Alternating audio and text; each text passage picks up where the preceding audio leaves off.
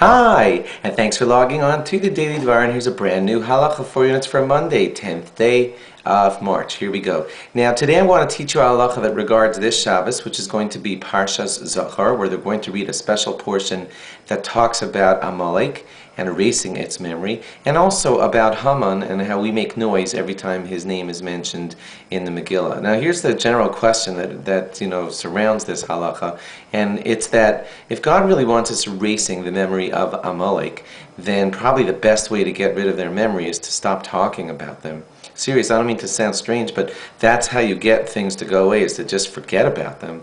And we don't seem to be doing it that way. Every year we have Parshas Zachar, it's coming up this coming Shabbos, and we read a special portion all about Amalek, and we tell about what they did, and we say erase their memory. What are we doing exactly? Same thing with Haman.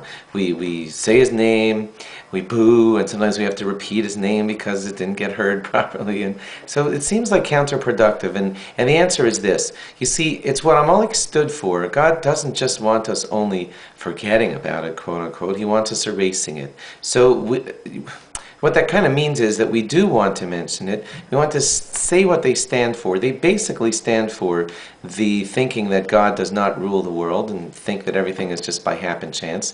That's kind of like the underpinning of the thinking of Amalek, that it's just anarchy and God does not reign supreme. And God wants us to not forget about that, but to state it and then say it's wrong. Do you know what I mean? So that's why we make mention of it, and then we make a whole lot of noise saying it's Parshas Zachar, erase their memory, or that's Haman's name, make noise, etc.